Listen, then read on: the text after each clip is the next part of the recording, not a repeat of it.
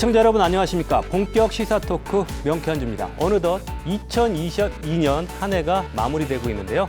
올 한 해 명쾌한주와 함께했던 패널분들과 함께 2022년의 이슈들을 정리해보고 2023년을 전망하는 자리를 마련했습니다.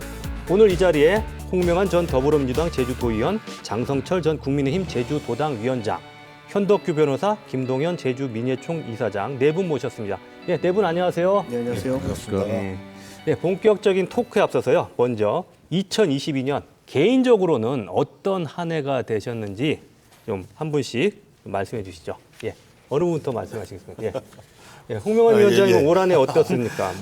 예, 좀 어려운 점이 좀 많았죠. 다이나믹한 한 해도 한 해였는데 예. 또 뭡니까 도의회 4년 있던 역할을 내려놓으니까 또 예. 마음도 편합니다. 예. 그리고 어쨌거나 그 대선이 저희들이 이제 민주당에서가 이제 정권을 이제 넘어가서 좀 아쉽기도 하고 또 도정은 또 20여 년 만에 이렇게 찾아와서 어깨가 무거운데 글쎄 잘하고 있는지 오늘 모르겠습니다. 예. 장성철 위원장님도 올 한 해 뭐 선거도 한번 네. 도전도 하셨고 어떤 한 해였습니까? 개인적으로는 아주 소박한 행복감이 있어요. 아, 어떤 건가요? 살을 많이 뺐어요. 아, 예, 중요한 거네요. 한 13kg 뺐는데 예, 그것만큼 중요한 게 어디 있겠습니까? 네, 운동하고 이제 식이요법하고 예. 또 작은 행복 하나가 공간이 생겨서 집에 아, 방이 예. 정신 차려서 정리를 잘해서 네. 컴퓨터도 없고 책도 보고 네. 할 수 있는 공간을 마련하니까 그렇게 기쁘더라고요. 예.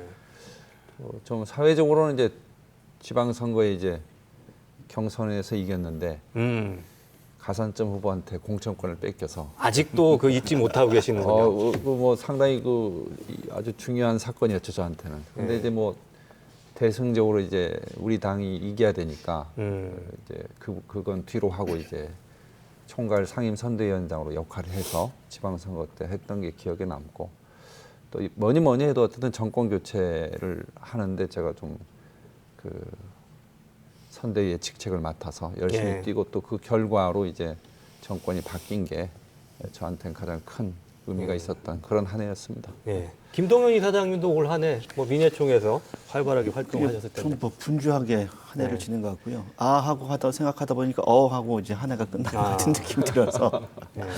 뭐 다른 분은 선거도 있고 하니까 근데 이제 요즘 아무래도 4.3 관련해서 이제 역사의 시계바퀴가 뒤로 돌아가지 않을 것 같다라는 느낌이 들었는데 최근 이렇게 4.3 관련된 특히 과거사 관련된 걸 보면서 예.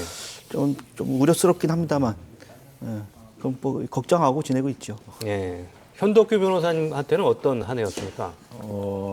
어느 때보다도 바쁜 한 해였던 것 같아요. 예. 연초에 대선에 예. 이제 처음에는 이제 안철수 후보 선거 총책임을 맡아서 제주도에서 활동을 하다가 이제 단일화를 통해서 이제 정권 교체의 기반을 만든 것 같고 또 한편으로는 이제 4.3 중앙위원회가 올해 이제 열심히 활동을 하면서 추가 진상 조사에 관련된 이제 기초 작업들을 하고 있고 또 보상 관련 심의가 계속 진행이 돼서 이제 보상이 이루어지고 있기 때문에 어느 정도 성과도 보고 있고 그런 부분들 보이고 있고요.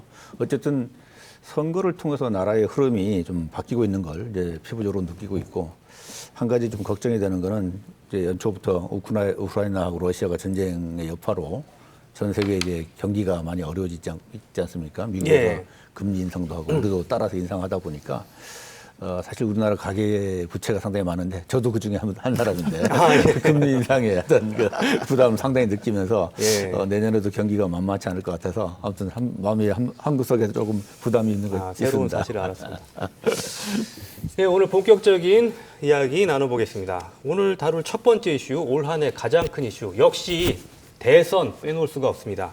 초박빙 대선, 뜨거웠던 제주 득표전 이야기 나눠보겠습니다. 먼저 관련 영상부터 보고 오시겠습니다.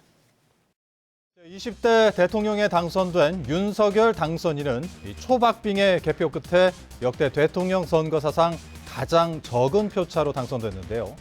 제주에서는 호남과 함께 2위 득표율을 기록하면서 제주 1위 후보가 이 대통령에 당선된다는 공식이 이번에는 이어지지 못했습니다.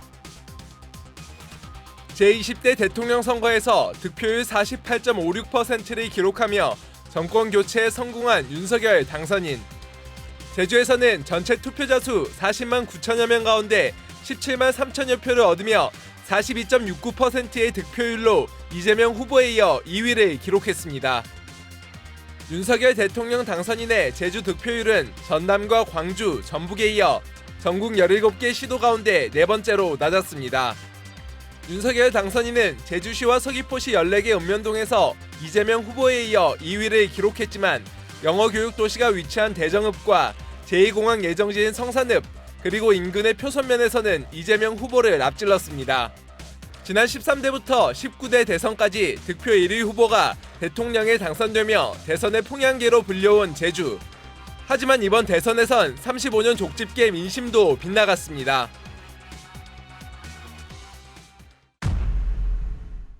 영상 보셨는데요. 지금 벌써 지금 몇 달 지났는데도 좀 생생합니다만은 치열했던 20대 대선 득표율 다시 보면 윤석열 후보가 48.56%, 이재명 후보가 47.83%, 불과 0.73% 차이, 24만 표 차이로 윤석열 후보가 당선됐습니다. 초박빙의 승부였는데 어느 쪽부터 말씀하십니까? 역시 이긴 쪽부터 여쭤보는 게 맞을 것 같은데 장 위원장님은 이번 20대 대통령 선거 남긴 의미는 뭐라고 생각하시는지? 중앙 정치 관점은 좀 뒤로 하고 예. 제주 지역의 결과만 놓고 보면 예. 표차가 9.9%. 제주요? 예. 근데 0.73%의 전국적인 표 격차에 비하면 제주가 윤석열 후보가 많이 진 거죠. 그런데 지난 한 10년 동안의 제주 정치 지형을 보면 국민의힘이 어쨌든 더불어민주당의 10% 이상으로 큰 차이로 늘 그 정당 지지율의 차이도 보이고 져왔는데 9.9%의 의미가 뭘까? 저는 이 수치를 보면서 고민을 많이 했는데 정권 교체의 보탬은 좀 두겠지만 이후에 국민의힘을 또 윤석열 정부에 대한 지지를 계속 할지는 하는 거 보면서 판단하겠다. 이런 의미를 전 도민들이 담아서 표를 주신 게 아닌가. 그래서 국민의힘의 한 전 도당위원장 했던 입장이나 또 당원의 입장에서 보면 윤석열 정부가 도민들의 바람과 함께 갈 수 있는 그런 방향으로 지속적으로 노력을 해야 되고 저부터가 이제 그런 쪽에 이제 역할을 더 해야 된다는 그런 생각을 갖고 있고요. 또 하나는 그 공약이나 어떤 정책 이슈에 관련돼서 도민들이 어느 하나 때문에 제2공항 때문에 혹은 또 관광청 때문에 4.3 때문에 표를 준 그런 의미보다는 좀 총괄적인 어떤 평가를 해서 표를 준 것이 아닌가 해서 민주당도 더 분발해야 되겠지만 어쨌든 여당이 된 입장에서 지지율이 낮은 걸 항상 보고 겸손하게 국민의힘이 더 자각해서 열심히 해야 된다. 그런 의미를 담고 있다고 생각합니다. 예. 홍 의원님은 이번에 대선 그 이재명 캠프에서도 활동을 하셨잖아요. 마지막에 예상하셨습니까? 이런 결과 어떻게 받아들이셨나요? 글쎄, 저희는 이제 제주 지역에서만 주로 이제 활동을 하다 보니까 저희들은 지역에서 나름대로 최선을 다했는데 이게 대선은 어떡하나 이제 전국적 이제 결과로 이렇게 되는데 특히 이제 수도권에 있어서 과거 우리 문재인 정권이 결국 심판을 받은 게 아니었나. 특히 이제 수도권에서 문제점은 아무래도 이제 주거라든지 이 부동산 문제 이게 그 실책이 좀 결국 심판을 받고 특히 또 20대 이제 남성 청년들 이런 부분들이 과거 전통적인 민주당의 지지층이었는데 이게 조금은 아마 이준석 효과라든지 이러저런 효과들이 있었던 것 같습니다. 이 선거 결과는 한 가지 이유만 된 건 아니고 종합적으로 이루어졌는데 그런 것들이 좀 뼈아픈 결과여서 0.7%의 결과가 된 게 아닌가 이런 생각이 들고요. 그래도 우리 제주 지역에서는 그나마 지금까지 20여 년 국회 쪽은 이제 민주당 쪽이 좀 우세를 보여왔는데 역시 중앙 정치는 아무래도 4.3이라든지 이러저러한 어떤 복합적인 이유들 때문에 10% 이상의 승리를 민주당 쪽에 이제 보내주신 것으로 그렇게 생각이 들고요. 그 후속 여파로 이게 도지사 선거로도 계속 연결된 것이 아닌가 그런 생각이 좀 듭니다. 네. 현덕규 변호사님은 대선 당시에는 안철수 후보, 예. 국민의당. 근데 나중에 이제 단일화 됐었는데 그때 당시에 뭐 대선도 직접 경험하셨으니까 이번 예. 대선의 의미를 어떻게 보시는지 말씀해 주시죠. 지금 결과적으로 사실은 이제 예상보다는 상당히 초박빙으로 나왔어요. 예상은 조금 더 우세할 걸로 봤는데, 근데 이 결과적으로 이 양쪽의 어떤 지지층이 상당히 공고하다. 어찌 보면은 그거는 이제 양쪽에는 다 기회가 될 수 있다고도 볼 수 있지만 우리 사회에 타협하기 어려운 두 개의 커다란 어떤 흐름이 형성되고 있는 것이 아닌가. 그래서 그다지 바람직스럽지는 않다. 어떤 정부의 실책이 있으면 확실하게 이제 스윙 보트해서 한쪽으로 좀 몰아주고 또 이쪽에서 실패해서는 또 한쪽으로 몰아주고 하면서 흔들리면서 균형을 찾아가야 되는데 양쪽이 견고하게 가고 있다라는 거는 이제 타협이 상당히 어렵고 그래서 그 미묘한 차이를 가지고 정부가 조치된다는 거거든요. 그러면 이제 서로가 사실 반성을 잘 안 해요. 그렇게 되면 내가 크게 잘못했다라는 생각이 안 드니까 다만 선거에서 아쉽게 졌다. 이런 생각만 해서 우리 층의 결집력을 더 높이고 조금 더 확대하면 이길 수 있을 거다. 이런 자꾸 이제 미련을 갖게 되거든요. 그래서 상당히 좀 우려가 되는 결과다. 솔직한 얘기로. 그러면 생각을 하고 그래서 우리 국민 다수가 공감할 수 있는 어떤 공화의 가치를 정치권에서 만들어가는 어떤 노력을 해야 되지 않겠냐. 자기들 지지층만의 어떤 결집된 이해관계, 어떤 가치관 이거를 추구하는 것보다는 조금 더 폭을 넓혀서 다수의 공감을 가질 수 있는 정치의 어떤 가치를 지향하는 정치를 했으면 좋겠다는 생각이 들고요. 그래서 전반적으로 그동안에 이제 대한민국 사회가 조금 진보 쪽으로 치우쳐진 경향이 없지 않아 있었는데 뭐 정권과는 관계없이. 근데 이번 선거는 사실은 이제 뭐 과거의 그 어떤 정치적인 유산들이 다 사라지고 정말 정치 신인 끼리 붙은 거 아니겠습니까? 윤석열 후보도 정치 신인이었고 이재명 후보도 사실은 중앙 정치에서는 이제 정치 신인이었는데 이제 그런 것이 약간 이제 보수 쪽으로 좀 균형추가 움직이는 것 같은데 그에 비해서 제주도가 이제 한 10% 가까운 차이가 난 거는 여전히 제주도는 그런 흐름하고는 약간 떨어져 있는 부분이 있는 것 같고 거기에는 이제 제주도당의 각 당의 어떤 역량, 주민들하고 친화, 그 지역구 의원들, 도의원, 국회의원들 이런 그 어떤 형세 이런 것들이 상당히 영향을 미친 것이 아닌가 생각합니다. 예. 김동희 이사장님. 제가 보기에는 아까 뭐 우리 한국 정치가 진보적이었다고 말씀하셨는데 동의하기로 진보적이었다보다는 상식적이고 합리적인 정치 세력들이 있었죠. 그리고 그쪽에는 이제 대단히 극우적이고 보수적인 데가 있었고 그리고 제주 지역의 여론이 이제 한 9.9% 난 거는 그만큼 제주 지역 주민들이 대단히 상식적이고 합리적인 선택을 한 거라고 생각합니다. 그 얘기는 뭐냐면 지금 국민의힘 윤석열 당시 후보가 지금 국민의힘 정권이 보여주고 있는 여러 가지 정책이나 이런 것들이 결국 제주도민들 눈에 보기에는 비상식적이고 비합리적인 정치 행위라고 판단하시는 분들이 여전히 많다라고 하는 생각이고요. 그래서 그런 것들이 대선 결과로 나타났다고 생각이 듭니다. 또 한편 민주당 입장에서는 이겨야 되는 선거고 질 수 없는 선거였는데 졌단 말이에요. 그러다 보니까 상당히 안타까우실 텐데 일반 국민들이나 도민들의 입장에서 본다면 이게 극단적인 양당 정치가 돼버리고 있어서 일종의 정치에서의 제3의 목소리가 이제 나올 수 없는 환경이 돼버렸다. 그런 상황이라고 한다면 이제 우리나라 정치에서 다른 목소리를 주장할 수 있고 그런 목소리를 펼칠 수 있는 공간, 정치적 공간이 좀 사라질 수 있지 않을까라고 하는 우려가 많이 되는 거죠. 그래서 이번 선거 보고 그리고 최근에 일어나고 있는 여러 가지 이제 극단적인 이 대립들을 보면서 좀 그런 우려도 해봐요. 그러니까 민주당과 국민의힘은 합쳐질 수 없는 당이죠. 근데 저는 그런 생각해요. 민주당과 국민의힘은 합쳐질 수는 없지만 각자에게 필요한 정당이구나. 그래서 서로 적대적인 동반자 관계를 하고 있구나. 뭐 이런 것들을 보여준 게 이번 선거가 아닌가 싶습니다. 여러분 말씀하신 것 중에 우리가 구체적인 팩트로 우리가 아마 공감하실 거라고 생각하는 게 집값이었어요. 수도권 전국적인 집값 급등. 그 다음에 최저임금의 급격한 인상 때문에 이제 알바 일자리들이 많이 없어지고 또 소득이 양극화되고 저는 이런 경제 실정에 대한 심판이 가장 컸고 그 결과로서 이제 양진영의 문제도 있었지만 결국 문재인 정권의 아까 홍 의원님 말씀하셨던 그 심판의 내용이 중도층을 일정 정도 그 국민의힘으로 옮기는 데 큰 역할을 했고 그래서 사실은 윤석열 정부가 그런 반성 위에서 그런 성찰 위에서 정말 합리적이고 그 균형적인 그런 정책을 잘 해야 된다 그런 생각을 합니다. 동의하시나요? 뭐 일정 부분 동의하지만 이제 그 후에 어쨌거나 공정과 상식을 기초로 내건 우리 윤석열 정부가 그러한 어떤 국민들의 염원을 받아서 좀 진행이 됐으면 좋겠는데 요즘 돌아가는 거 보면은 조금 이제 그 과거로 좀 되돌아가는 게 아닌가. 과거도 좀 60년대식으로 어제 뭐 요즘 최근에 그 정치인들이 좀 활동들이나 말씀들 하신 거 보면은 좀 그런 게 좀 우려스럽고요.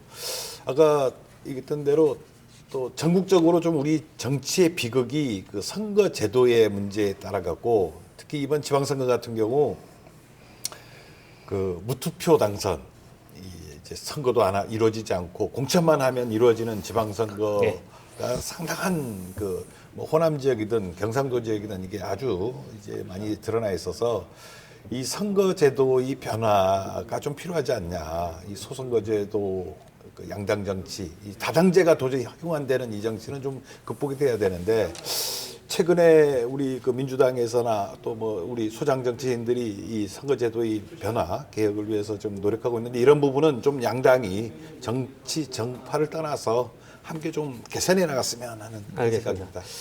예, 새 정부 출범이 벌써 반년이 지났습니다. 제주 제2공항 건설과 세계적인 명품 관광도시 건설을 국정과제에 포함했지만 아직까지는 관광청 신설도 지지부진하고 제2공항도 여전히 안개 속에 있는 상태예요. 윤석열 정부의 지난 7개월 어떻게 평가하시는지도 한 말씀 들어보겠습니다. 예.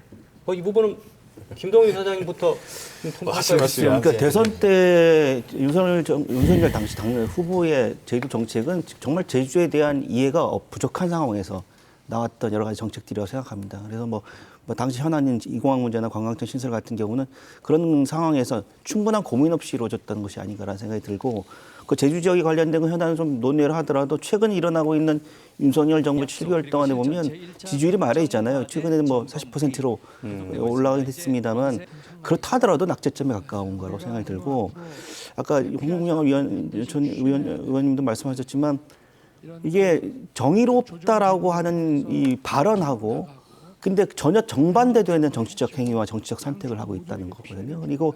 그리고 정치적 파트너들을 적대시하고 악마화하면서 자기들만의 리그, 자기들만의 어떤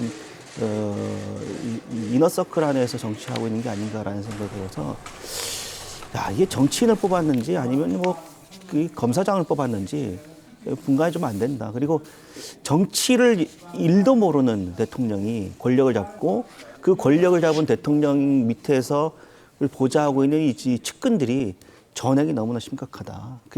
그런 것들이 결국은 여러 가지 지지율, 역대 최저의 지지율, 그리고 민주당에 실어서 국민의힘을 지지했던 보수층 지지자들로부터도 외면을 받고 있는 상황이고, 그리고 뭐 여사 리스크도 있고요. 그리고 입만 열면, 그래 솔직하게 사과하면 될 일들도 굉장히 뭐 여러 가지 뭐 날리면이라고 한 발언 같은 경우도 충분히 이제 사과하면 될 일을 인정하면 될 일을 괜히 이제 그렇지 않고 그래서 언론과도 적대식하고 이런 식의 자기와 생각이 같지 않으면 모든 사람들을 적으로 돌리고 있는 이런 정치 풍토가 지난 7개월 동안 윤석열 정부가 보여줬던 정치적 행위. 결국 이건 우리나라 민주주의의 정치를 아까 한 60년대였나 한 40년, 50년 전으로 퇴행시킨 한 7개월이지 않았나 싶습니다. 반론 상당히 이제 가혹한 점수를 주시고 계신데 저는 그렇게 안 봅니다. 이제 사실은 이제 대통령마다 이제 우리나라 이제 대통령제에서는 개인 대통령의 어떤 리더십이 국정의 어떤 색깔이라든가 그런 것들을 많이 영향을 미칠 수밖에 없는데 윤석열 대통령은 평생을 이제 검찰로 이제 공직을 해오신 분이시죠. 그러다 보니까 아마도 그런 관점에서 많이 보시고 사실은 또 아마 대통령 본인도 그렇게 생각할 텐데 대통령이 직접 나서서 경제를 살리고 어떤 문제를 해결하는 건 한계가 있다. 그거는 민간에서 잘 할 수 있는 환경을 만들어내면 되는 것이고 그럼 정부가 할 거는 뭐냐. 법과 정의, 원칙을 지키는 것이다. 그런 차원에서 생각하면은 지금 새 정부의 목표는 그 대선 과정에서 만들어진 각종 지역 공약 이런 거에 있는 것이 아니라 그동안에 있었던 비정상을 정상화시키는 것이 정부의 가장 큰 이제 역할이고 그런 것을 하는 과정에서는 분명히 인기가 떨어질 수밖에 없습니다. 그래서 다만 그 비정상을 정상화시키는 과정이 눈에 보이기 시작하면 인기는 살아나는 거죠. 그래서 이제 처음에 이제 그 했던 것들 중에 하나가 사실 대선 과정에서 너무나 첨예하게 드러났던 대장동 비리 사건.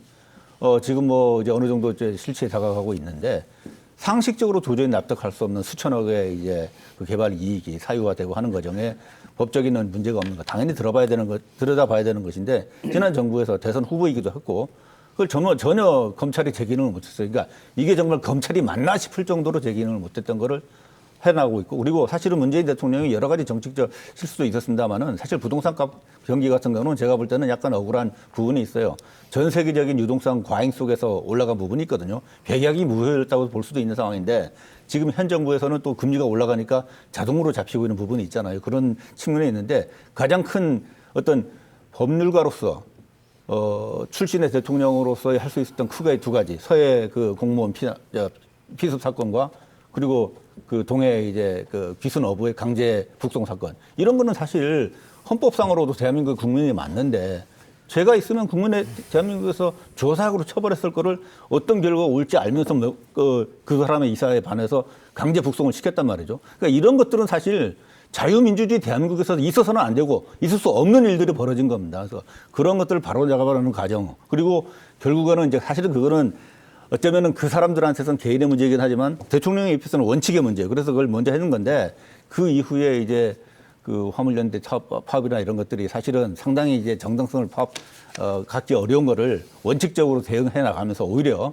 그 지지율은 점점 올라가고 있는 것이 아닌가. 그래서 저는 윤 대통령의 뭐 마음은 정확히는 모르겠습니다만은 지지율에 연연하지 않고 하루하루 바뀌는 지지율에 연연하지 않고 내 임기 중에 비정상을 정상화시키고 그 대통령을 떠나겠다. 그리고 가장 중요했던 거는 청와대를 국민한테 돌려주겠다는 약속을 과감하게 실천했다는 겁니다. 약간의 비작용이 없지 않지만 부작용에 비해서는 순작용이 엄청 크다. 저는 그렇게 봅니다. 비정상의 정상화가 아니라 정상화의 비정상이죠.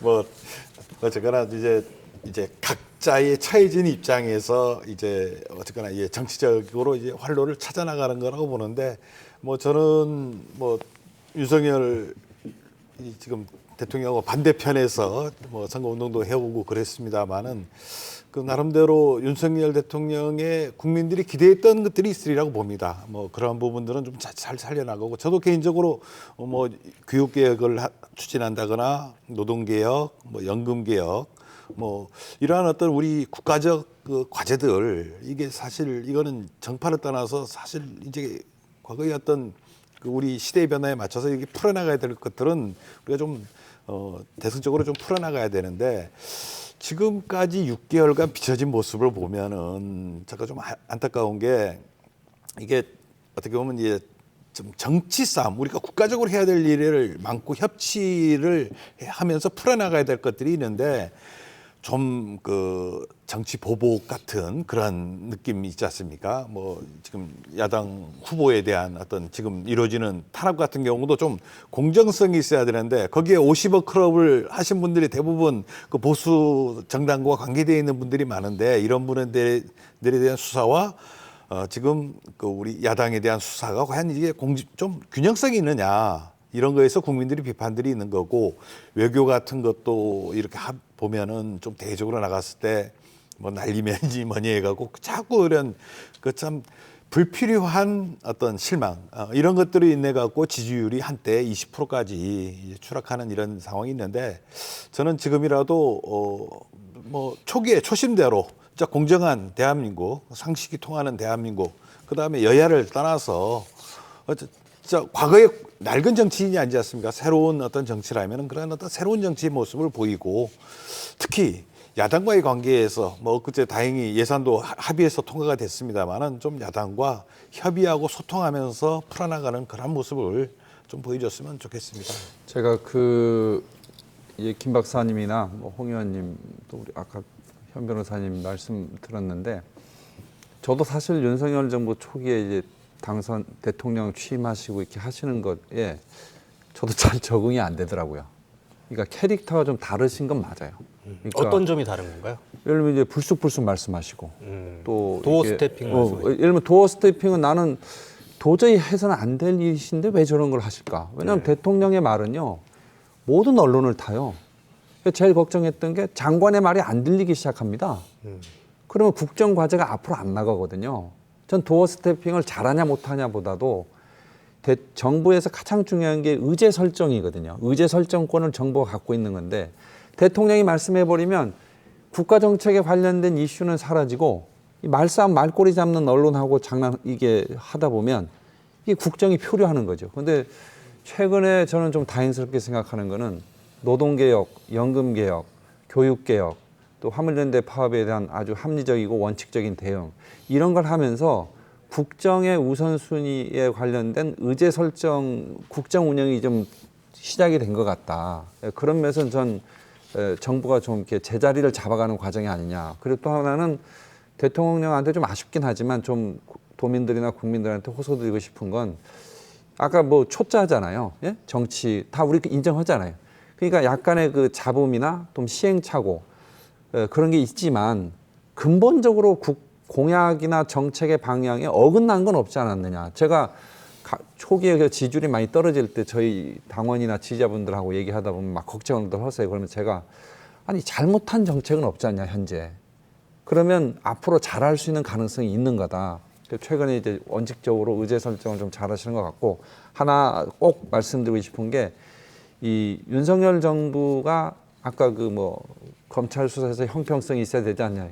그거 우리가 야당할 때 했던 얘기고요. 그러니까 이게 계속 반복이 돼요. 그래서 저는 이런 반복이 안 되는 국가 시스템을 어떻게 하면 만들 것이냐 하는 거를 특정 시점에선 여야가 머리를 맞대고 좀 할 수 있는 그런 통큰 정치를 전 윤석열 대통령이 허실이라고 생각합니다. 왜냐하면 검찰 수사를 오래 해오셨기 때문에 또 이번에 정부 들어서서 여러 가지 사정 작업이나 이런 거 하시겠죠. 근데 어느 단계 가면 검찰 제도가 객관적이고 공정하고 지속 가능한 그런 방향으로 가기 위해서 제도적 개혁이 해야 되겠다. 전 검찰 개혁도 일정 기간 되면 의제 설정에서 나오리라고 생각합니다. 전 그런 기대를 갖고 있고 마지막으로 꼭 우리 제주와 관련된 얘기를 한 말씀 드리면 이 제2공항 건설이라든지 관광청 이런 부분들이 윤석열 정부의 현재 뭐 이렇게 진척이 좀 없잖아요. 그러니까 이런 부분들을 어떻게 풀 거냐 하는 것은 제주 지역에 대해서만큼은 지역에서만큼은 정당이나 진영을 떠나서 정말로 윤석열 정부의 이 국정을 어떻게 제주 발전에 같이 활용할 거냐 이런 방향으로 전 도민들의 지혜나 역량이 좀 모아졌으면 그런 쪽에 저도 기여하겠다는 생각하고 있습니다. 예, 알겠습니다. 예, 이제 두 번째 이슈로 넘어가겠습니다. 두 번째 주제는 민주당 도지사 보수 교육감 당선입니다. 예, 6일 지방선거에서 20년 만에 민주당 도지사 오영훈 도지사가 당선됐고요. 김광수 교육감은 8년 만에 보수 교육감으로 당선됐습니다. 먼저 준비된 영상부터 보고 오시겠습니다. 출구조사 1위로 예측된 더불어민주당 오영훈 당선인은 실제 개표에서도 단 한 번도 역전을 허용하지 않고 당선을 확정지었습니다. 최종 득표율은 55.14%. 선거 막판 불거진 김포공항 이전 논란 등의 악재에도 국민의힘 허양진 후보를 4만 6천여 표 차이로 따돌리고 여유 있게 승리했습니다. 갈등을 해소할 수 있는 방향, 그리고 부족한 공항시설을 확충할 수 있는 방향, 그리고 도민의 이익을 최우선 고려한다는 이런 원칙과 기준을 가지고 판단해 나가고 또 도민들과 새로운 해법 모색에 나서겠다는 말씀을 드립니다. 현직에 맞서 재대결에 나선 김광수 제주도 교육감 후보. 당초 초접전이 예상됐지만 출구 조사 결과부터 실제 개표까지 1위를 놓치지 않고 4년 전 패배를 서력했습니다. 최종 개표 결과 김광수 후보는 16만 8천여 표를 얻어 이성문 후보를 4만 3천여 표 차로 누르고 압승을 거뒀습니다. 제주의 미래, 아이들의 미래를 위해서 생각해왔던 교육에 대한 생각들을 그리고 일정 부분 어떤 열정이나 철학을 이번 기회에 우리 아이들에게 꼭 잘 가르쳐 줄 수 있도록. 김광수 당선인이 재도전에 성공하면서 8년 만에 진보에서 보수 성향 교육감을 맡게 된 제주 교육에도 많은 변화가 예상됩니다. 네, 오영훈 도지사, 김광수 교육감 이제 취임한 지 반년 정도 지났는데요. 그동안 지난 6개월 동안에 두 사람 뭐 잘 해왔다고 평가하시는지 이 부분은 어느 부분부터 말씀하시죠? 제가 말씀드릴게요. 그러니까 일단은 김광수 교육감부터 먼저 말씀드릴 텐데 예. 보수 교육감이 탄생하면서 일부에서 우려를 했거든요. 뭐 여러 가지 학력 격차를 해소하겠다, 뭐 학력이 최우선이다, 뭐 이렇게 얘기하고 그래서 뭐 그런 부분들에 대한 우려도 좀 있었습니다. 근데 제가 이제 여러 가지 경로를 통해서 얘기를 들어보니까 그렇게 우려를 했던 분들조차들도 보수 교육감인데 소통에는 굉장히 적극적으로 나서고 있다라고 한 평가들을 하고 있는 것 같아요. 그리고 좀 상당히 탈권위적이고 그런 측면에서 보면 조금 전임 교육감과 비해서 그런 부분들에 대해서는 많은 분들에게 좀 차별화된 이런 것들 좀 신선한 느낌을 주는 것 같다. 다만 좀 우려스러운 거는 그래도 여전히 이제 학력 위주라고 하는 이런 부분들에 대해서 우려스럽긴 합니다만 좀 예상과는 다른 행보를 보이고 있다는 생각이 들고 오영훈 도정의 출범은 이제 예상됐던 일이죠. 압승이 예상됐던 일이고 그리고 기대하면서 20년 만에 민주당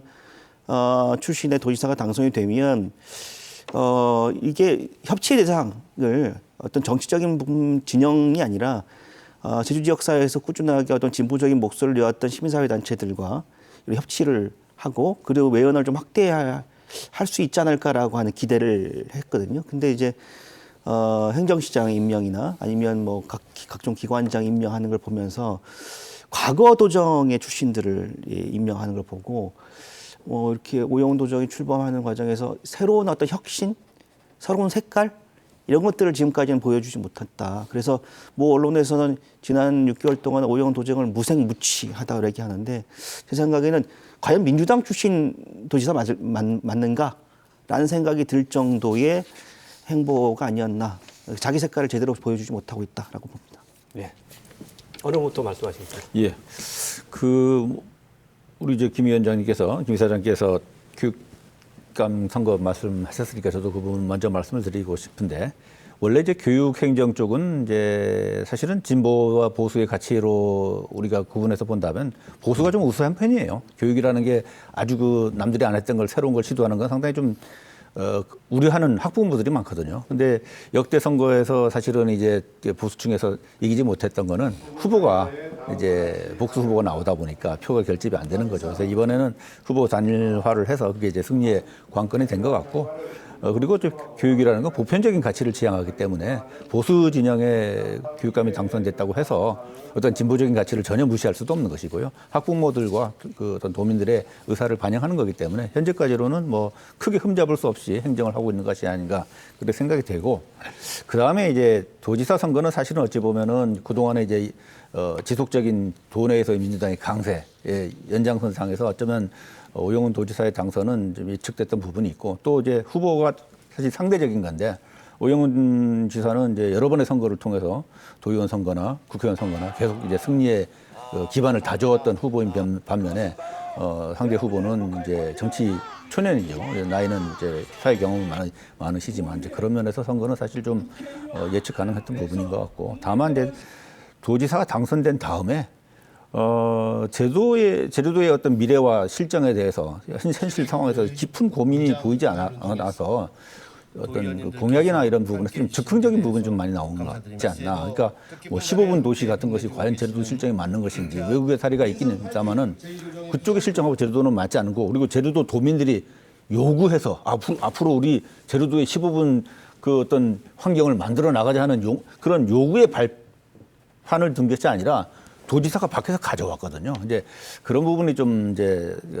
어떤 고민이 보이지 않는 거. 그리고 또 상장기업 20개 유치도 아주 겉으로는 정말 그럴듯하고 좋아 보이지만 현실적으로 상당히 어려운 부분들을 이제 그래서 좀 인기 위주의 공약을 해오지 않았나 해서 어떤 정말 제주도를 발전시키고 변화시키겠다라는 깊은 고민의 흔적을 보이지 않고 인사에 있어서는 전형적인 이제 소통의 부재, 독단의 모습을 보여줬다. 인사청문회도 그렇고 그리고 이제 과거 야당을 정치적 기반으로 정치했던 분을 공기업의 이 대표로 앉히는 과정에서 전혀 야당과 협의 없이 어떤 개인 플레이로 했다는 것이 상당히 그 소통의 부재, 어떤 그런 면에서는 오히려 더 독단적인 모습을 보이고 있다. 그래서 앞으로도 상당히 이런 부분이 해소되지 않으면 우려되는 바가 많다. 그렇게 말씀드리고 싶습니다. 저는 아무래도 이제 도의회에 있다 보니까 이제 도의회 말씀부터 좀 드리면은 도의원들 중에 이번에 그 초선 특히 이제 초선 3인방 그 얘기 좀 이따 할까요? 그 오영훈 도정에 대해서는 일단 어떻게 생각하시나요? 그러니까 뭐 저 오영훈 도정 뭐 교육감 뭐 도의회 같이 좀 말씀을 드리면은 아무튼 도의회는 제가 보기엔 그 초선 3인방의 역할들이 좀 뛰어났다고 그렇게 생각이 들고요. 그 다음에 우리 교육감 쪽은 김광수 교육감이 아무래도 교육계에 오래 있어서 그런지 교육계의 특성을 잘 활용하고 그 다음에 후보 단일화 과정을 겪어서 그런지 이 상대를 이렇게 같이 포용하는 그러한 정책이나 정책도 사실 그런 좀 안정성을 갖다 보니까 지금 뭐 당선도 예측 불허입니다만은 지금 전국 그 시도지사, 시도교육감 평가에서도 1위를 계속하고 있어서 저는 그 교육감으로서 안정적인 어떤 정책들을 개성을 할 거는 잘 개성하면서 이성문 교육감이 정책을 잘 개성하면서 그리고 이제 나름대로 자기 색깔도 좀 이제 가미하면서 저는 나름대로 잘 풀어나가고 있다고 생각이 됩니다. 그 다음에 이제 우리 오영훈 도지사에 대한 평가인데 그 조금 지금은 기대만큼은 조금 그 우리 이제 지지자들 입장에서는 조금 이제 섭섭한 것들이 좀 있는 것 같아요.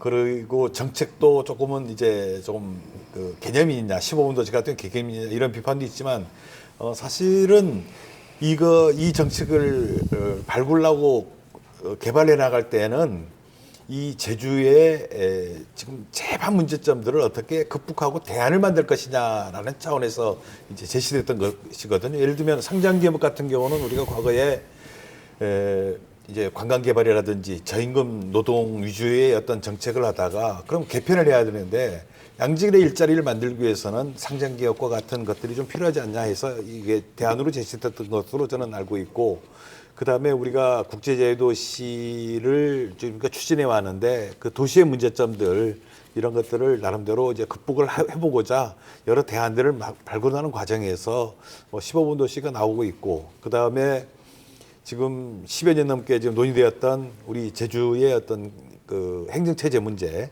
이거를 극복하기 위해서 제주형 기초자치단체를 하고 있는데 이게 지금은 초창기다 보니까 제대로 도민들에게 이제 설명을 하거나 전달하는데 조금 미숙한 점은 있다고 봅니다. 그렇지만 중요한 거는 제주형이거든요. 제주형 기초자치단체, 우리 제주에 맞게. 그 다음에 제주형 15분 도시가 지금 필요한 게 아닌가. 이런 것들에 있어서 조금은 도민들이 좀 초기니까 낯선 게 아닌가 생각이 되는데 차츰 풀어나가야 되지 않을까 생각합니다. 네, 장성철 위원장님 어떻게 평가하시나요? 도의회 해도 돼요? 뭐 도지사부터 일단 말씀하시죠. 예. 그거 좀 중요한 거니까 좀 이따 하고 예. 도의회 한마디씩만 하면 뭐 전반적인 도의회가 어떻다 이런 평가는 좀 옳지 않은 것 같고요. 도의원들의 개 도의원들의 활동을 좀 평가하는 게 맞은 거 보이는데 전 눈에 띄는 분이 고태민 의원님 애월읍 지역구인데 제주 제2공항에 대해서 적극적으로 추진해라. 그 지역의 어떤 여론하고 좀 반하는 거지만 본인의 정책적 소신과 맞으니까 그걸 과감하게 하는 거 보고 소신 있는 지방 정치인이다 그런 생각이 좀 들었고요. 김광수 교육감은 아까 우리 김동연 박사께서 탈권이라는 말씀하셨는데 그 얘기를 저도 많이 듣거든요. 그래서 선거운동 할 때도 보면 되게 편안하시고 교육감 되면 이렇게 조금 이렇게 헐만도 한데 전혀 그런 게 없으시대요. 그리고 아까 언급 안 하신 것 중에 하나가 인사인데 교육감 인사를 하는 걸 보면 불만들이 거의 없어요. 그러니까 이게 뭐 패거리 인사, 뭐 김광수 사단, 뭐 이성문 뭐 이런 게 없나 봐요. 그러니까 상당히 교육감, 교육행정 관료들도 일하기가 좀 마음이 편한. 그게 아마 그 전국 교육감 그 지지율 순위하면 1등 나오는 비결이 아닌가 그런 생각이 들고 그래서 그 좀 교육 앞으로는 혁신, 교육의 개혁 이런 의제들을 해서 좀 정책적으로 성과를 내는 그런 쪽에 좀 관심을 가졌으면 하는 그런 바람을 갖고 있고요. 오영훈 지사 뭐 승리 원인이나 뭐 당선 요인 이런 건 뭐 다들 공감하시니까 빼고 평가만 한다 그러면 잘해야 된다. 그러니까 이건 도정이라고 하는 거는 오영훈 도지사 개인의 업적을 갖고 하는 게 아니다. 이게 70만 제주도민의 삶의 이 재산과 이게 다 걸려 있는 거예요. 근데 어쨌든 안팎으로 좀 걱정하고 우려하는 목소들이 많고 또 어느 언론에서 아까 김 박사님 말씀하셨던 무색무취하다는 평가까지 받고 있다고 하는 걸 기점으로 해서 이제 6개월밖에 안 지났기 때문에 조금 좀 일신하고 주문하고 싶은 거는 두 가지인데요. 하나는 이 정말 새로운 본인만의 해야 될 프로젝트, 비전을 빨리 세워야 된다. 그게 안 보인다 이거예요. 지난 6개월 동안. 뭘 하겠다고 하는지가 도민들한테 각인되는 아이디어가 없어요. 예를 들면 원희룡 도정 때는 그 내용의 구체성에 대한 논쟁은 뒤로 하더라도 청정과의 공존이라고 하는 분명한 도정 그 방향이 있었어요. 지금 나오는 게 다 함께 미래로 빛나는 제주예요. 그게 뭘 하자는 건지 모르겠어요. 그러니까 그걸 좀 빨리 세워야 되고 두 번째는 그 관료들에 대한 그 업무 장악은요. 도지사가 얘기하고 도지사가 호통치고 도지사가 무슨 이렇게 뭐 관심을 보인다고 되는 게 아니거든요. 그건 뭐냐면 구체적인 방향을 지시해 줘야 돼요. 관료들한테 예를 들면 구체적인 방향까지 정하라고 그러면요. 겁나서 못합니다. 왜? 나중에 당신이 해서 문제가 되지 않았냐. 책임지라 이렇게 하거든요. 근데 방향을 정해줘야 도지사가 책임지겠다고 하는 의사표시예요. 그런 얘기를 간부회의나 과장, 서기관이나 이런 과장급이나 또 기관장을 불러서 분명한 방향을 줘야 돼요. 그게 없다 보니까 지금 관료사회가 일을 안 하는 거예요. 안 한다는 평가를 듣잖아요, 실제로. 그 원인이 밖에서는 그냥 공무원 사회나 이런 걸 비판하고 비난하는 그런 목소리 가끔 들리는데 제가 그때마다 얘기하거든요. 공무원들은 방향과 과제를 분명히 주면 일을 잘 합니다. 도지사가 그걸 해야 돼요. 그러니까 그거를 어떻게 할 거냐에 대한 의견들을 사방으로 듣는 작업을 이 자리를 빌어서 오영훈 도지사께 꼭 하시라 그런 조언 꼭 드리고 지금까지 싶습니다. 잘 해오고 있다고 보십니까? 아니면 부족하다고 보시나요? 제 얘기를 구체적으로 하는 건 좀 경우에 어긋나서 아까 그 언론에 뭐 무색무취하다는 평가를 제가 소개했는데 사실 이 평가를 하는 언론도 괴로울 거예요. 왜냐하면 도정이 어쨌든 지금 굉장히 경제적으로 어렵고 지금 제주 사회가 지금 여러 가지 힘들지 않습니까? 도정이 좀 잘 돼야 된다 하는 그런 바람으로 한다고 하는 거를 받아들이시고 이걸 감정 없이 정말로 진정으로 이렇게 조언하는 걸로 받아들여서 방향 설정을 아까 프로젝트, 구체적인 프로젝트, 그다음 두 번째 분명한 업무 지시 이 관점에서 한번 고민해 보셨으면 좋겠다 그런 말씀 드립니다. 예. 그럼 두 분은 도의회에 대해서 잠깐 말씀하셨는데 나머지 두 분도 도의회에 대해서는 어떻게 글쎄, 보고 초선 계시나요? 의원들이 대거 등장해서 기대도 예. 많이 했고요. 근데 이제 기대만큼 우려스러운 부분도 있지만 그래도 눈에 띄는 몇몇 도의원들이 있습니다. 있어서 뭐 한동수 도의원이랄지 이런 또 도의원들이 몇몇 있어서 현지용 의원이랄지 젊은 의원들이 보여주고 있는 부분들 새로운 모습들 예. 보여서 기대를 좀 해도 되지 않을까. 근데 또 일부 도의원들은 늘 얘기하는 것처럼 왜 자신의 민원 해결 창구를 도의회를 통해서 하느냐, 뭐 이런 특히 상임위원회를 그런 식의 좀 볼썽사나운 모습도 연출됐는데 앞으로 좀 기대를 해보고 도의원으로서의 어떤 무게나 책임감이 막중하고 보는 눈이 많다는 걸 본인들이 좀 알겠죠. 좀 나아지지 않을까라는 기대를 좀 해봅니다. 현덕규 변호사님은 도의회에 대해서 어떻게 평가하시나요? 이번에 상대적으로 초선 의원들이 젊으신 의원들이 많이 진출했죠. 그래서 이제 도의회에 어느 정도 상당히 이제 물갈이가 됐다. 그 인물이 아니라 새로운 인물들이 새로운 사고를 가지고 접근하고 있는 게 보이고요. 다만 이번에 이제 예산 심의 과정에서 그 중간에 개수 조정이라든 부분들이 전혀 이제 공개되지 않아서 투명한 예산 그 심의가 안 됐다는 거는 좀 아쉬운 부분이 있습니다. 알겠습니다. 저도 한마디만 더 하면 아까 그 초선 3인방이라고 했는데 뭐 구체적으로 좀 언급을 하면은 아까 우리 김종현 이사장님하고 비슷한 생각인데 그 한동수 의원, 그다음에 그 현지용 의원 예를 들면 또 한권 의원 이런 분들 민주당만 말씀하시는 거죠? 뭐 그다음에 우리 뭐 강경문 의원 뭐 이런 분들이 좀 새로운 활력을 좀 넣는 것 같은데 장성철 위원장님은 고템이네요. 저는 초선 의원들의 평가에 그렇게 막 썩 동의가 안 되는 게 예. 이게 결국은 정치인이잖아요. 지방 정치인이라고 하는 건 뭐냐면 본인말의 뚜렷한 철학이나 가치나 정책이 기준이 돼야 돼요. 예. 그러니까 예를 들면 실무적인 어떤 정책 제안이나 이거는 제가 이 자리에서 좀 솔직하게 말씀을 드리면 전문위원들의 도움을 거의 받고 하는 거잖아요.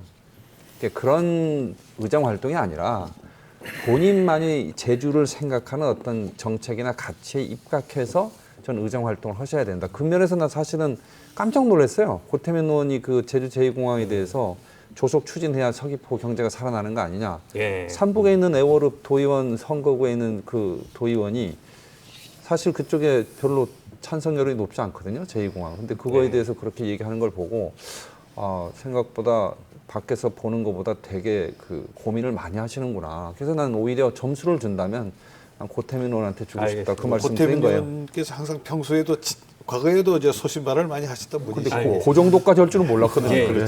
예, 다음 주제로 넘어가겠습니다. 다음 주제는 오영훈 지사 기소 행정시장 투기 논란입니다. 이 부분 역시 준비된 영상부터 보고 오시겠습니다. 검찰이 오영훈 제주도지사를 전격 기소했습니다. 오영훈 지사의 혐의는 공직선거법과 정치자금법 위반. 검찰은 오영훈 지사가 후보 시절이던 지난 5월 선거사무소에서 개최한 상장기업 협약식을 문제 삼았습니다.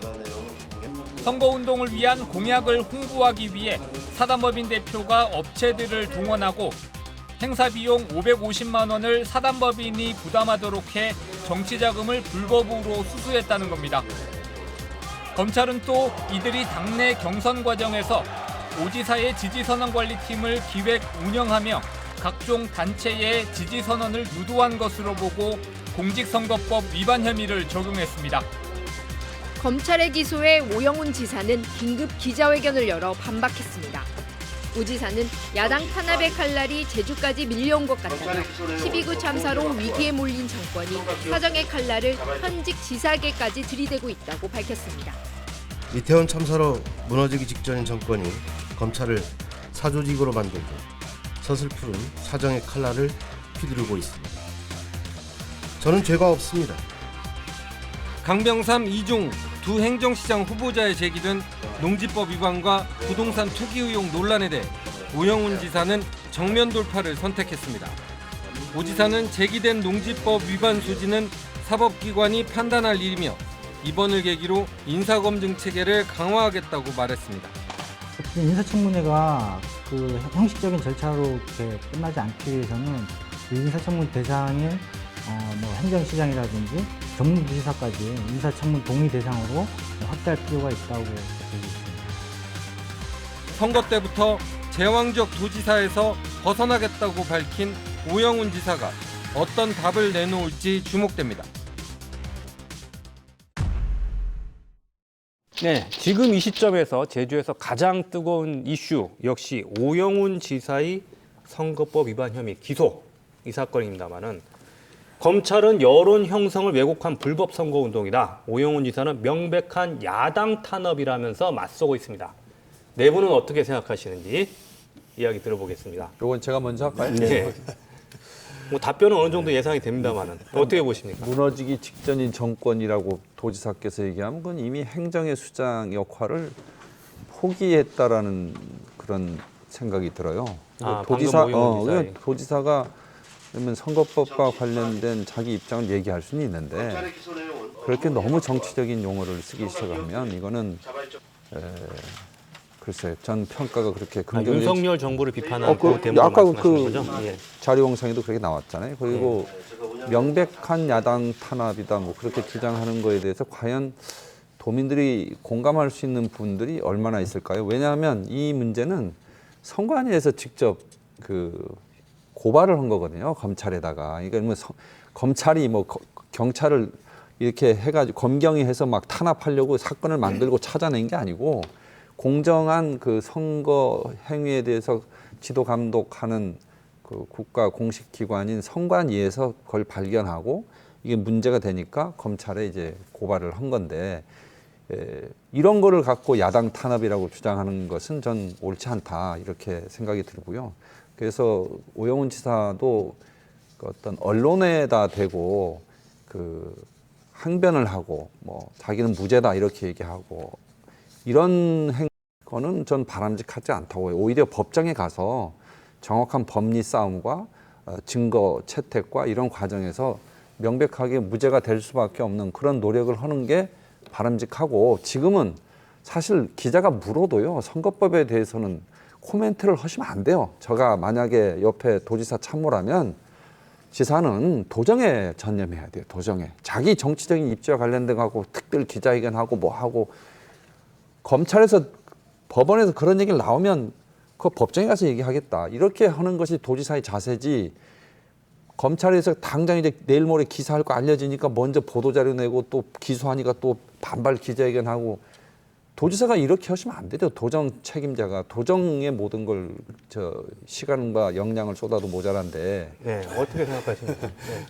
뭐 제가 생각하기에는 그 최근에 윤석열 대통령이 지지율이 높은 게 아무래도 저는 도어 스태핑이라든지 이렇게 막 자꾸 대중의 눈에 덜 보이니까 그런 측면도 있다라고 봅니다. 그러니까 이게 어떤 입장을 당사자가 입장을 이제 밝히는 게 있고 밝히지 말아야 될 게 있다라고 보는데 우리 장 위원장님 생각에도 저도 일정하는데 이게 지사께서 뭐 이런 거에 대해서 뭐 야당 탄압이다 이렇게 할 필요가 있었는가? 저는 도리어 그 팩트 정도는 뭐 보도 자료나 이런 걸 통해서 예를 들면은 지금 크게 이제 오영훈 지사가 지금 이제 그 기소 내용이 보면 알려진 게 이제 크게 보면 두 가지인데 뭐 지지 선언과 그 다음에 그 상장기업 그 협약과 관련된 두 가지 건인데 지지 선언 같은 경우 사실 우리가 지지 선언 안 하는 선거가 어디 있습니까? 이게 단지 이게 계획을 했다라는 얘기인데 저는 이 부분은 뭐 제가 뭐 구체적인 내용을 몰라서 잘 뭐라고 판단하기는 그렇습니다만 법에서 나름대로 판단이 될 거라고 보는데 저는 이게 조금 이건 좀 과도하지 않냐라는 느낌도 좀 들 때가 있습니다. 검찰의 기소가 과도하다고요? 예. 지지선언 지금까지 그 뭐 우리가 통상적으로 많이 해왔거든요. 그런 문제가 있고 그 다음에 상장기업 협약이 요 관계가 이제 조금 저도 좀 애매한데 이게 왜 저도 이해가 안 되는 게 왜 이걸 캠프에서 했을까? 외부에서 협약하는 데 가서 인사했으면 아무 문제가 아마 없었을 겁니다. 그런데 이게 캠프에서 했다는 걸로 일단 오해를 불러일으키게 되었고 또 그 속내막은 모르겠습니다만은 저는 이런 게 조금은 그 당시에 경황 없이 이렇게 진행하다 보니까 이렇게 좀 오해를 받는 것 같고 실제 이게 선거 당락에 좌우할 정도로 뭐 중대한 영향을 미치는 거였는가 그런 거에 있어서도 저는 좀 이해가 좀 안 되고요.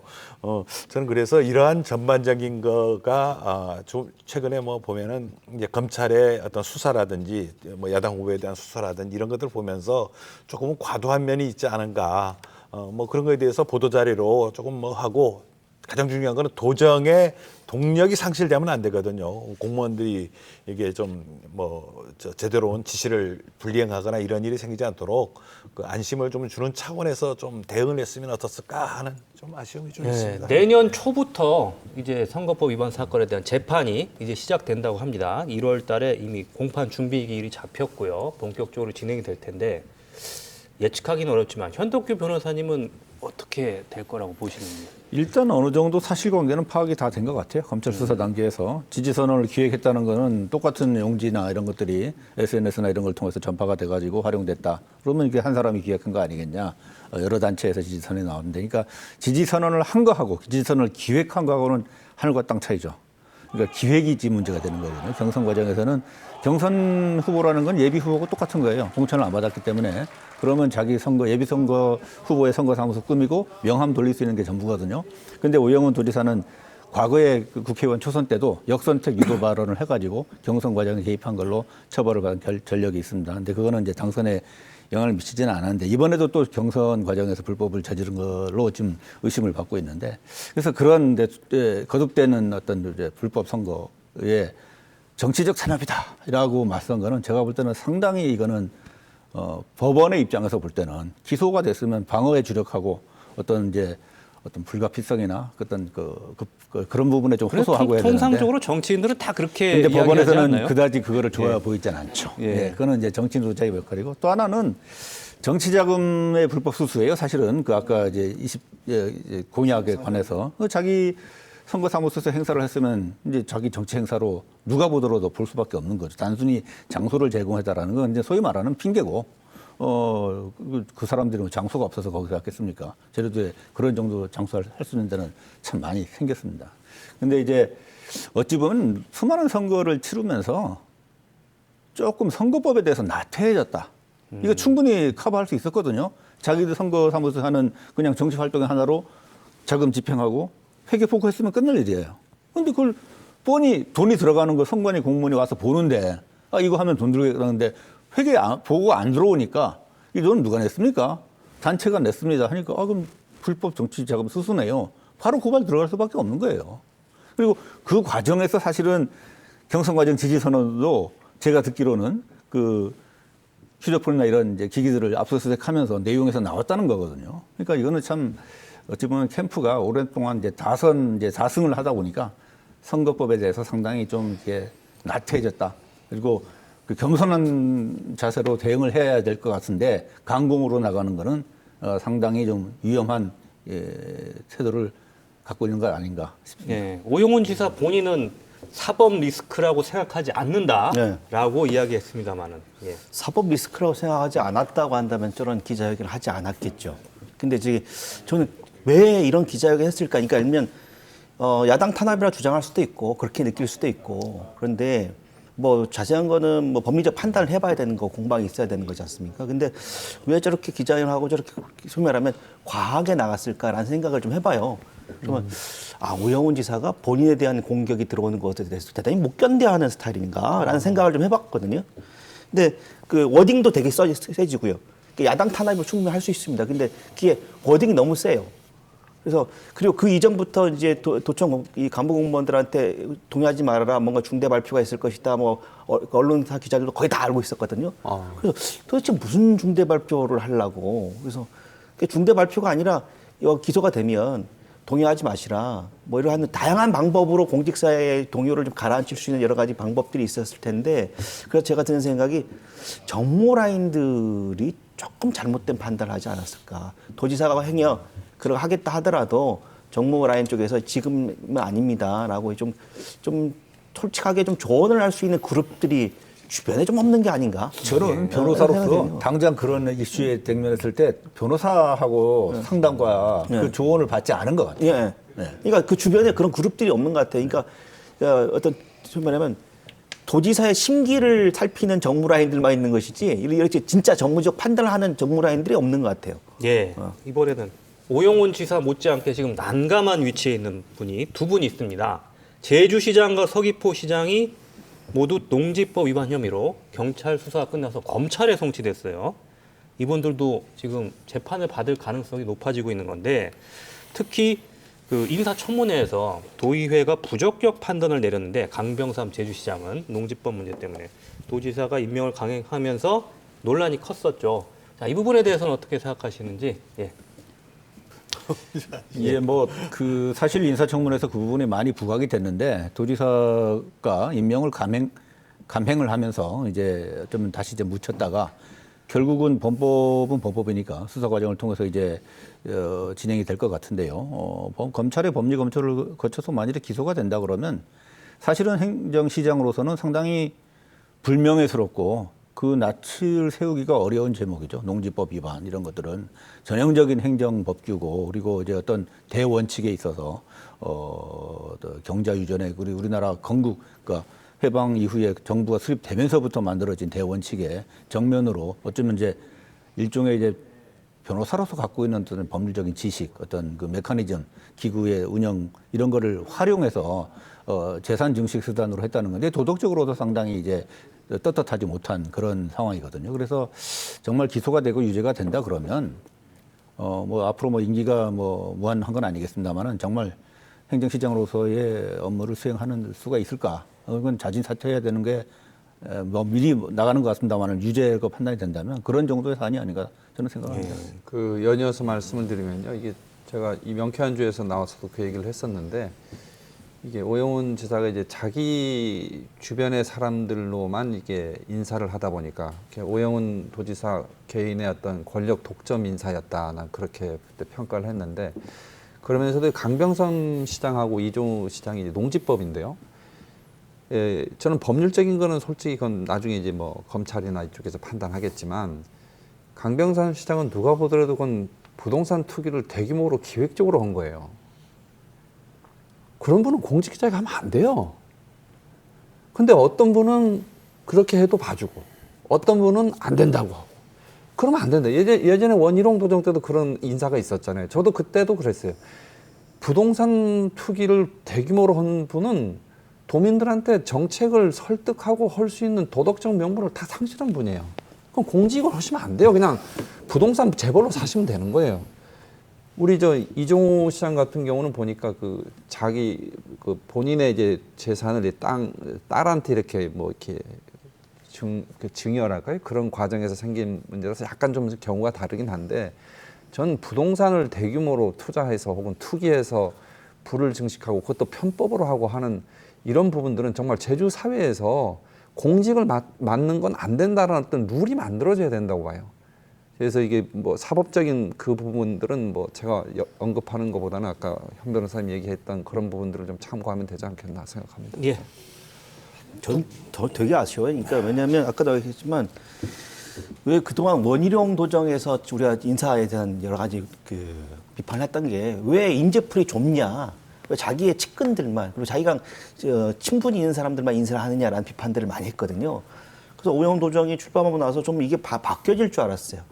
그래서 의원을 확장하고 아까 말씀드렸지만 굉장히 학생운동도 했기 때문에 시민사회 진영하고도 협치할 수 있는 파트너로 충분히 가능하거든요. 근데 이제 결국은 변호사 그리고 오랫동안 정치적인 활동을 했던 정치인을 행정시장으로 임명하는 걸 보면서 왜 주변에 이렇게 사람이 없느냐, 그리고 왜 빚이 많는가? 그래서 이런 식의 정치적인 행위가 결국은 앞으로의 도정의 방향성을 제시해 주는 굉장히 중요한 상징적인 행위가 될 텐데 저는 잘못했다. 그리고 분명히 도지사가 그 부분에 대해서 책임을 지겠다고 본인 스스로 얘기했거든요. 근데 말로는 책임을 지겠다고 해놓고 지금 책임을 진 게 없어요. 어떤 책임을 지겠다, 어디까지 책임을 지겠다라고 하는 구체적인 행위를 보여준 게 없어서 저는 이 부분에 대해서는 우영훈 지사가 명확하게 잘못한 일이다라고 생각합니다. 예. 뭐 요즘 저 농업경영체 등록 요즘 뭐 갱신 기간이거든요. 요즘 아주 좀 까다로워졌다고 이제 아무래도 이제 시장이나 이 두 분이 이제 농지법이 있다 보니까 시민들도 그 농업경영체 등록하기가 지금 갱신하거나 이런 과정들이 이제 좀 철저해져서 요즘 그런 좀 뭡니까 불매 목소리들도 좀 시민 목소리들이 좀 들리더라고요. 저는 또 이번에 그 세 분이 참 공교롭게도 지금 법과 지금 걸어져 있는 분이 그 세 분인데 이 또 세 분이 그 인사에 대해서 가장 말이 많았던 분들이었고 좀 아쉽습니다. 특히 오영훈 도정의 색깔을 낼 수 있는 게 사실 처음에 인사인데 이 인사에 있어서 약간 조금 뭐 보수 쪽의 인사들은 끌어들였는데 이게 끓여놓고 이제 욕 걷어먹는 그런 꼴이 벌어지고 있거나 지금 농지법과 관련돼서 인사청문회가 분명히 있어서 거기서 문제가 됐으면은 저는 그 의회의 의견, 그것도 뭐 같은 민주당끼리 다수인데 저는 의회의 의견을 받아들여서 그런 거를 조치를 해나가면은 조금 리스크를 줄여나갈 수 있었는데 그게 어떤 과정이었는지 모르겠지만은 그냥 강행이 돼서 결국은 이 하늘이 뜻이 그런 게 아닌가. 결국은 도민들이 문제가 많다라고 지적했던 분들이 결국은 이런 법적 문제로 흘러가는 그런 걸 보면서 조금 좀 안타깝다고 생각합니다. 저 1분만. 보수 쪽 인사를 오영훈 도정에서 끌어들였다고 현 변호사님도 홍 의원님도 얘기했는데 그런 거 없어요. 그분들은요 선거 때 넘어갔어요. 네, 넘어갔어요. 그래서 오영훈 진영에 간 사람 쓴 거예요.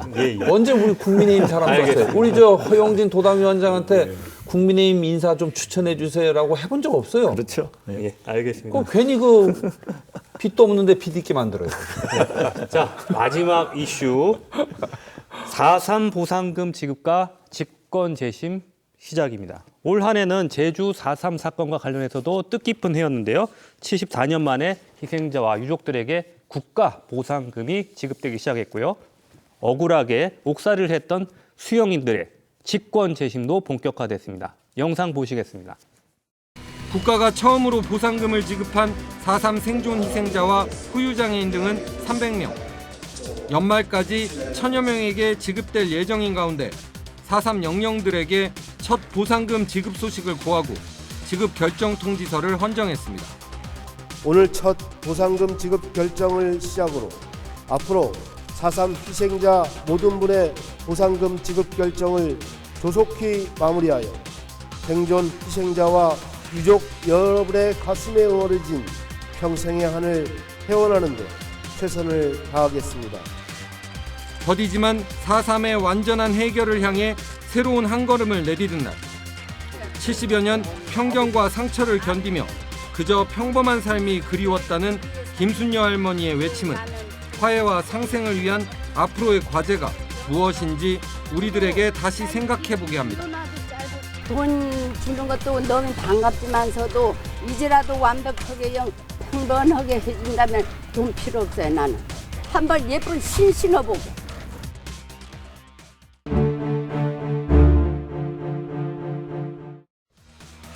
정당한 재판을 다시 받기까지 70년이 넘게 걸린 4.3 수령인 재심. 당시 유죄를 구형했던 검찰은 70년이 지나서야 불법 재판을 인정했습니다. 피고인들은 아무런 죄가 없음에도 군경에 연행되어 군법회의에 의해 처벌받은 것으로 보이고, 달리 피고인들이 내란죄 또는 국방영위법 위반죄를 저질렀다는 증거가 전혀 없습니다. 따라서 피고인들 모두에게 무죄 판결을 선고해 주시기 바랍니다. 피고인들은 각 무죄.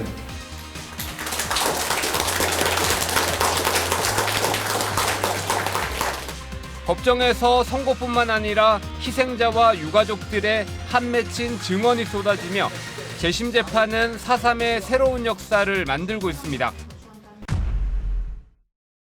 네, 올 한 해 제주 4.3 사건 해결과 관련해서도 여러 가지 일이 있었는데요. 이 과정들 지켜보시면서 어떤 생각이 드셨는지 한 모습 말씀해 주시죠.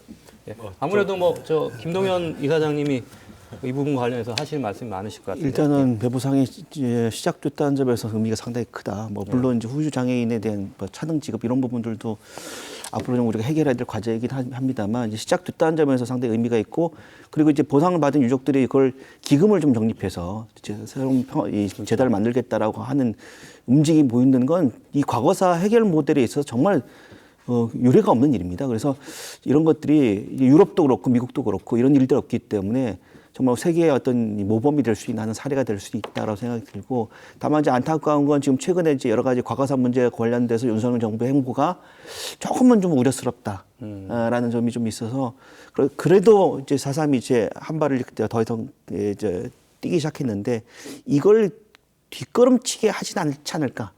그리고 그래서 안 된다라는데 아마 여야가 다 좀 동일하기 때문에 그런 측면에서 좀 더 4.3 해결이 좀 더 한 걸음 더 나가는 계기가 됐으면 좋겠습니다. 받아서 말씀드릴게요. 후퇴할 일 없고요. 또 후퇴해서도 안 되고 윤석열 대통령이 어쨌든 당선되시자마자 당선인 신분으로 국가 4.3 추념식에 직접 오셨지 않습니까? 오셔서 또 추념사도 하셨고, 또 지금 배보상 업무가 현 윤석열 정부에서 진행이 되고 있지 않습니까? 이러면 그런 걸 막는 것도 아니고 어쩌면 정상적인 업무들이 잘 되고 있고, 아까 좀 더 여야가 이념과 진영을 떠나서 어쨌든 이건 진보의 보수의 문제가 아니잖아요. 4.3의 희생에 대한 문제는. 그러니까 결론적으로는 그 차등 지급의 문제, 전 문제 있다고 보거든요. 이 희생자하고 또 생존 희생자하고 이게 차별한다는 거는 그동안 우리가 받았던 고통에 이렇게 염두에서 생각을 하면 그건 차등을 한 건 굉장히 잘못됐다. 두 번째는 희생자 외에 유족을 배제한 것이 이건 가장 큰 문제예요. 예를 들면 유족을 배제한 건 연좌제에 따른 피해를 받으신 많은 도민들이 계신데 그런 피해분들에 대해서 직접적인 국가 보상이 전혀 없다고 하는, 이거는 문제가 있기 때문에 반드시 법 개정을 해서 유족도 그에 맞는 대법원 판결 기준에 비추어서 그 합당한 피해 보상 받아야 되고요. 차등 지급 전 폐지해야 된다고 생각합니다. 그리고 향후에 그 4.3 문제에 있어서 좀 더 우리가 객관적으로 들어가야 될 문제는, 지금 직권 재심 재판 같은 걸 보면 증거 채택이나 이런 과정들에서 굉장히 애를 먹고 있거든요. 그게 왜 그러냐 하면 2003년에 4.3 사건 진상조사 보고서에 있는 내용만으로는, 혹은 또 도의회에 제출된 피해 신고 내용만으로는 증거 채택하는데 여러 가지 애로가 있다는 거 아닙니까? 그것은 사실조사 보고서가 현재 우리 4.3 관련해서는 없기 때문이에요. 그것은 4.3 평화재단에서 발간되는 그런 차원의 보고서가 아니라 우리가 과거사위원회 수준의 그런 국가적인 독립기구에서 4.3 사건에 대한 세부 사건에 대한 사실조사 보고서 6하 원칙에 의해서 언제 어디서 어떻게 이거 탁 나오면 그건 법원에서 그냥 증거 채택을 하거든요. 그러면 직권재심 같은 경우에도 굉장히 신속하게 이루어질 수 있고요. 또 이번에 군사재판 수용인에 관련된 혹은 일반 재판에 관련된 희생자 이외에도 많은 그 희생자들이 그 유족들이 재판을 청구해서 손배상 소송을 할 수 있기 때문에 사실조사 보고서를 국가 차원에서 이루어질 수 있도록 하는 과제가 전 진행돼야 된다 하는 그런 말씀 드리겠습니다. 예. 좀 짧게 말씀드리면은 어쨌거나 70여 년 만에 이제 우리가 지금 보상까지 받은 국가로부터 이제 인정받는 그 절차를 지금 진행되고 있는데 그 과정에서 상당히 어려웠습니다. 어려웠는데 우리 또 지역 정치권들이 여야를 떠나서 했고 특히 저는 우리 오영훈 지사도 뭐 사특별 과정에서 역할을 많이 했습니다만은 우리 이쪽 야당에서 제기하는 문제점 제기하면 반대를 위한 반대로 받아들이는데 도리어 보수 진영 내에서 했던 역할 저는 그거에 상당히 컸다라고 봅니다. 지금도 뭐 과거사 문제라든지 여러 가지 문제점들이 좀 우려되는 부분들이 있는데 그런 거에 있어서 저희 야권에서 지적하는 것보다는 우리 제주 지역 내의 보수 진영에서 역할을 해나가면은 우리 온 도민이 하나로 똘똘 뭉쳐서 이러한 어떤 문제점들을 풀어나갈 수 있는 그런 거가 되지 않을까 중요하게 생각되고요. 앞으로 뭐 이러저런 문제들이 분명히 생길 겁니다. 생기지만 좀 서로가 지혜를 모아서 도민이 이익 우리 4.3 희생자의 어떤 그 회원을 위해서 좀 같이 힘을 합쳐서 풀어나갔으면 좋겠습니다. 예, 저도 끝으로 한 말씀드리면 결국 지금 이루어지고 있는 것이 4.3 특별법의 개정을 통한 제도화를 통해서 이루어지고 있는 거거든요. 배보상도 그렇고 직권재심도 그렇고 추가 진상조사도 그렇고. 근데 그 특별법의 개정 과정에서 여야가 같이 추진을 했다. 처음에는 이제 서로 다른 안이 나왔지만 어쨌든 이제 통합돼서 같이 됐다는 것이고요. 그리고 과거 지난 정부에서 시작된 일이고 이번 정부에서도 계속되고 있다는 거. 저는 사실은 이제 4.3 중앙위원으로서 그 배보상의 처음 회의가 시작됐을 때 정말 대한민국이 인류의 어떤 그 문명 국가라는 거를 제도적으로 보여주고 있구나.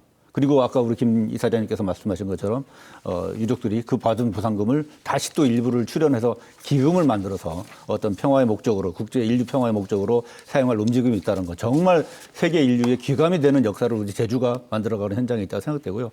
한 가지 조금 이제 추진해야 될 것이 그 수용자들, 생존 수용자들 같은 경우는 직권재심을 통해서 명예회복이 되고 있지만 행방불명 수용인들은 사실은 다른 희생자들은 4.3의 그 광풍 속에서 직접 좀 물리적으로 희생을 되셨는데 그 6.25 전쟁 와중에 그 행방불명 수용자들은 사실상 어찌 보면 국가에 의해서 직접 지시한 건 아니지만 누군가에서 제도적인 살인을 당한 거거든요. 그래서 그 참살의 현장에 정말 유적 같은 걸 만들어서 다시는 그런 아픈 역사가 반복되지 않도록 기억하는 그런 이제 사업을 해야 되지 않을까 하는 생각을 좀 말씀드립니다. 네, 마지막으로 네 분께 여쭤보겠습니다. 2023년 제주에는 어떤 한 해가 됐으면 하는지 새해 소망이 있다면 한 분씩 짧게 말씀해 주시죠.